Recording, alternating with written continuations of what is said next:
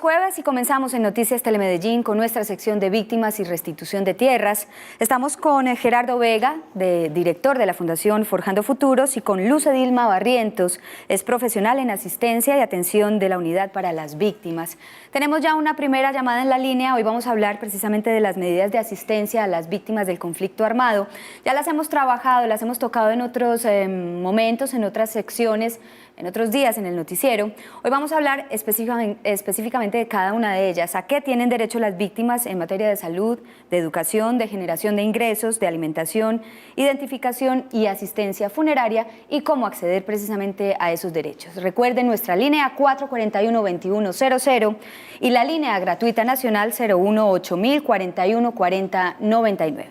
Sandra está con nosotros en la línea. Buenas tardes, Sandra. Cuéntenos su caso. Adelante con su pregunta. Muy buenas tardes. Mire, lo que pasa es que mi hermano hace 3 años me lo mataron en Segovia, Antioquia. Él estaba pagando en el momento de servicio militar, más como nos informaron a nosotros acá en Medellín, nos llamaron que él no había muerto en combate, que ese día él había salido, esa noche él había salido del batallón.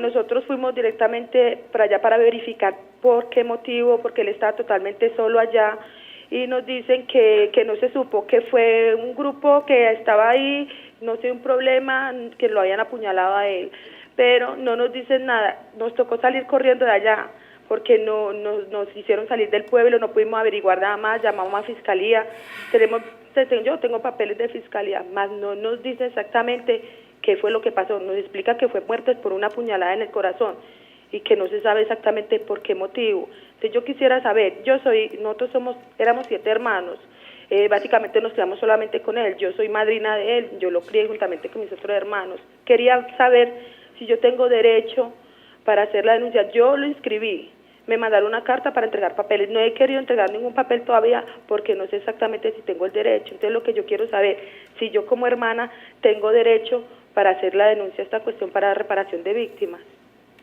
Ahí está pues el caso de Sandra, doctor Gerardo. A la Gerardo. señora Sandra le vamos a pedir que nos retire el teléfono, que internamente le van a comunicar una cita con la unidad de víctimas aquí en la ciudad de Medellín. Entonces, doña Sandra, que no se retire, por favor, de la línea telefónica. No aparece en el registro. Aquí hay un grupo de funcionarios de la unidad de atención a víctimas que está en el máster y nos va informando a nosotros de manera inmediata. No aparece esa persona en el registro, por favor, entonces ir a esa cita a la unidad de víctimas que le van a dar internamente por la línea telefónica. Gracias, Sandra. Vamos entonces, Luz Edilma, con este tema de las medidas de asistencia a la población víctima del conflicto. ¿Cuáles son esas medidas? ¿En qué consisten? ¿Cómo poder acceder a ellas?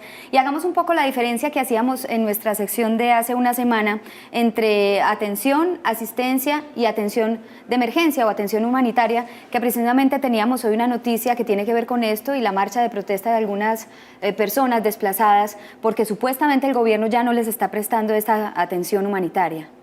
Bien, dentro de las medidas de asistencia y atención podemos identificar 7 medidas, pero ¿cuál es la diferencia entre las medidas de asistencia y atención? Tenemos que entender el concepto de atención, que es la información, la orientación que le podemos dar a toda la población víctima en situación de desplazamiento frente a todos los programas del Estado.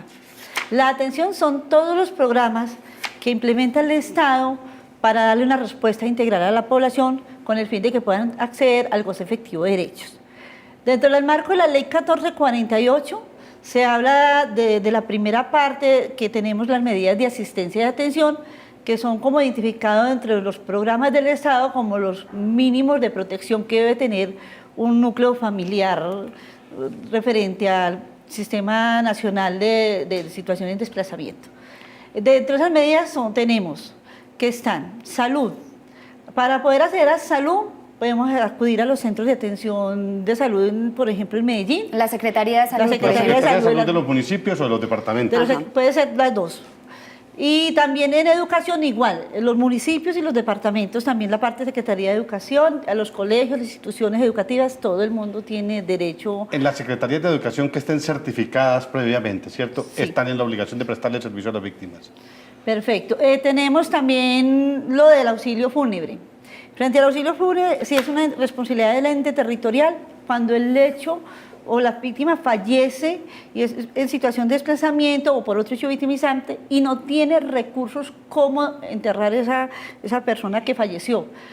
¿Quién es el responsable? El municipio. ¿Cómo puede acceder? A través de una solicitud, siempre y cuando el municipio pueda evaluar y encuentre que esa persona no tiene ningún plan exequial, no tiene ninguna forma cómo atender para ese entierro.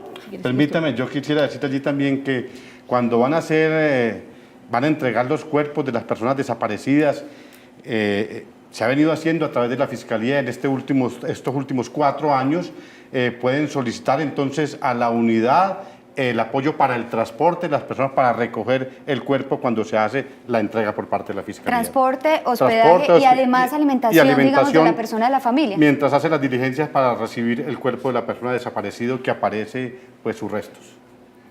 Continuemos entonces, íbamos ya en la parte de educación. Hay una muy importante que tiene que ver con la reunificación familiar. Explíquenos en qué consiste, Lucedy. Bueno, la reunificación familiar es cuando un núcleo familiar salió en el momento que vivió el hecho victimizante y tuvo que ir a diferentes sitios. O sea, su hijo salió a un municipio, el papá salió a otro. Entonces, llegó un momento que la familia se instaló en Medellín y aquí presentó su declaración y puede estar incluida en el registro. Y también puede ser que el otro integrante de la familia estaba en otro municipio y también presentó su declaración por otro lado.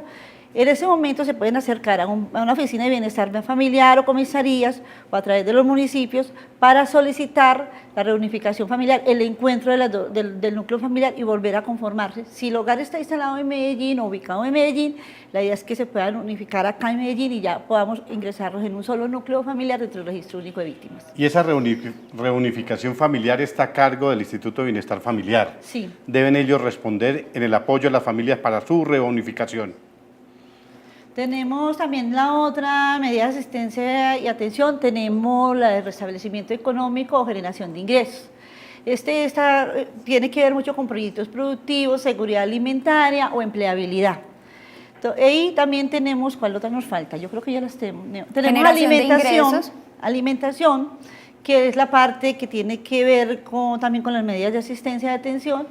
Tenemos que cuando entramos nosotros, entran las administraciones con la atención inmediata, entra la unidad de víctimas también con la atención de ayuda humanitaria de emergencia o ayuda humanitaria de transición. Perdón, Lucedilma, vamos a recibir a Elena, que está con nosotros en la línea 441-2100. Elena, buenas tardes. Cuéntenos cuál es su caso. Buenas tardes. Sí, mi caso es el siguiente. Mi esposo fue asesinado en el 89, cuando de pronto estos combos existían en estos barrios. Yo vivo aquí en la zona nororiental, en Aranjuez. Yo hice los trámites el año pasado, el 21 de octubre.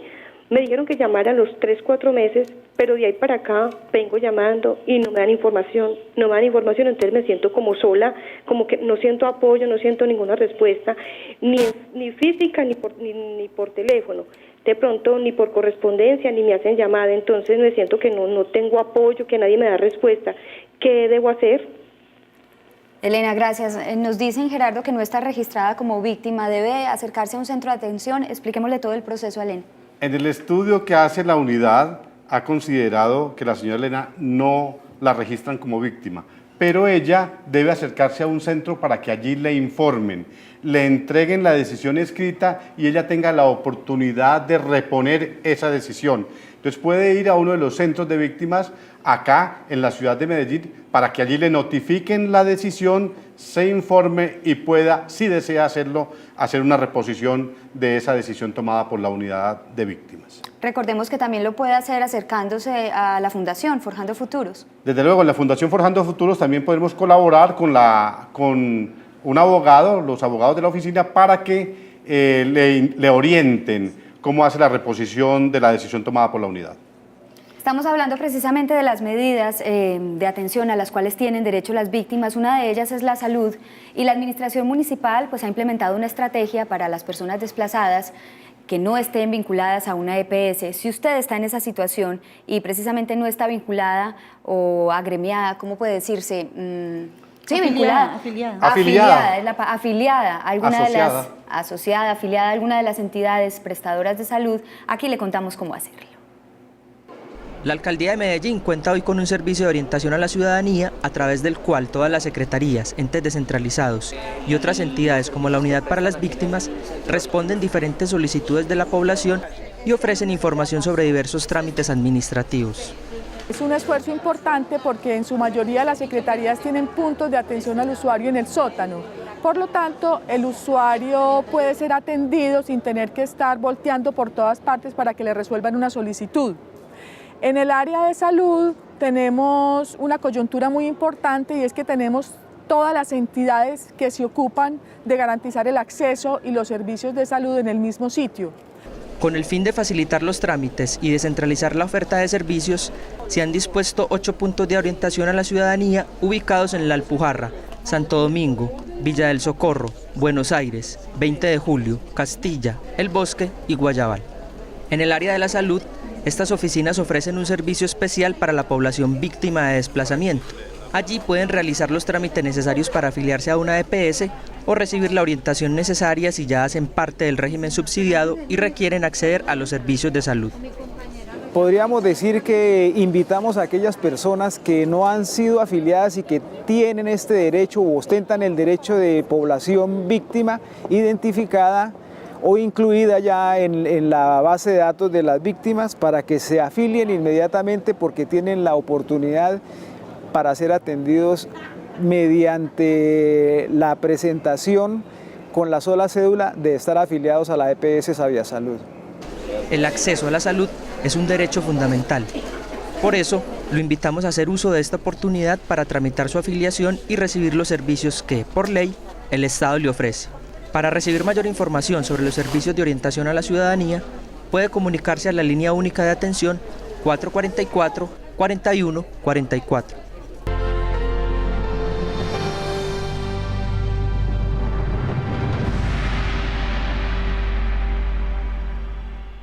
Ahí está pues la ruta de atención en salud para las personas desplazadas. Vamos a recibir a Luz Dari, que está también con nosotros. Luz Dari, buenas tardes. ¿Cuál es su caso? ¿Qué pregunta tiene para las personas que nos acompañan esta tarde en nuestra sección de víctimas? Buenas tardes, mira, mi nombre es Luz Dari Londoño, soy desplazada de Segovia, Antioquia. A mí me hicieron venir el 24 de agosto del año pasado. Llegué acá a Medellín y fui a la personería para que me dieran, pues, para yo Llenar los registros de solicitud de víctimas. para que me inscribieran. Claro. ¿Aló? La estamos escuchando, Luz Dari. Sí, Continúe. para que me inscribieran. Y este es el momento de que no me han dado ni la ayuda de emergencia, nada, no me han resuelto nada. Pregunta para doña Yo Luz tengo Dari. la carta y todo de Segovia, tengo todo. Y lo que me dijeron era que no me daban ninguna ayuda, que por falta de la verdad. Y yo tengo muchas No pruebas incluida. de que yo soy nacida No y criada en Segovia. Y de allá me hicieron venir. Y hasta el momento no me han resuelto nada. La pregunta para Luz Dari, ¿cuál es, Luz? No, la pregunta era que si ya había ido a los centros, pero ella termina de informar que ya se le dio una respuesta donde le decían que el motivo por el cual quedó no incluida en el registro único de víctimas era porque faltaba la verdad. Debe ser que en el momento en que ella presentó su declaración se identificó información que no coincidía con el territorio, pero en el momento en que a ella se le notificó que no quedó incluida, ella tenía 5 días para hacer su recurso de reposición y poder solicitar que se le volviera a estudiar de nuevo el caso. Quisiera preguntarle a doña Luz Dari, ¿usted hizo de nuevo esa solicitud? No, señora, no he hecho ninguna otra solicitud. En ese caso, ¿qué pasa? Pues yo le recomendaría en ese momento que se acerque a un centro de atención de víctimas para que confirmemos si oficialmente ya fue notificada por un funcionario de la unidad de víctimas, que puede acercar a cualquiera de los centros de atención de Medellín, y allí, si no ha sido notificado oficialmente por nuestros funcionarios, se le notificará y puede hacer una apelación o un recurso de reposición. Ahí estamos viendo, Gerardo, precisamente en pantalla esos centros de atención a víctimas. Hay que recordarle a la gente que no solamente están en Medellín, sino en todo el departamento. Ahí están precisamente los de Antioquia. Bello, Cáceres, El Bagre, Itagüí y Caucasia, centros de atención a las víctimas. Además, las propias organizaciones de víctimas tienen sus asociaciones o organizaciones de derechos humanos que también atienden víctimas, como en el caso nuestro, la Fundación Forjando Futuros, que trabaja aquí en la ciudad de Medellín, calle 33, número 7845. Las personas deben acudir a esos centros o a una orientación para presentar los recursos de apelación o de reposición. Es decir, no estoy de acuerdo con decir por escrito, no estoy de acuerdo con la decisión tomada por esta entidad, por favor revisen la decisión. También, como dice Gerardo, también se pueden acercar a las personerías de los municipios o también a través de los enlaces municipales donde no hay centros de atención a víctimas. Antes de terminar, y creo que nos queda un minutico más, siempre he tenido una inquietud y puede ser que la compartan muchos de los televidentes. ¿Qué está y qué no está dentro del conflicto armado a la hora de evaluar esos hechos victimizantes que permiten a las víctimas acceder o reclamar por sus derechos? ¿Quiénes están y quiénes no? Con certeza, lo que se ha interpretado de tiempo atrás es guerrillas, autodefensas o grupos paramilitares, y desde la ley 1448, o sea, desde junio del 2011, víctimas de agentes del Estado, que con dolo o sin dolo, sin culpa o con culpa, causan víctimas también o causan desplazamiento por enfrentamiento entre ellos. La Corte ha ampliado el espectro un poco más allá, diciendo que cuando hay organizaciones al margen de la ley, que son jerarquizadas, que tienen mando, que tienen control territorial y que pueden afectar el conflicto armado, pueden romper el tejido social de un territorio, los puede considerar como víctimas también de esas organizaciones o bandas criminales. Hoy en día hay una sentencia de la Corte donde señala en el caso de los urabaeños el reconocimiento a las víctimas de desplazamiento causado por grupos o bandas criminales, y una en el caso de restitución de tierras también.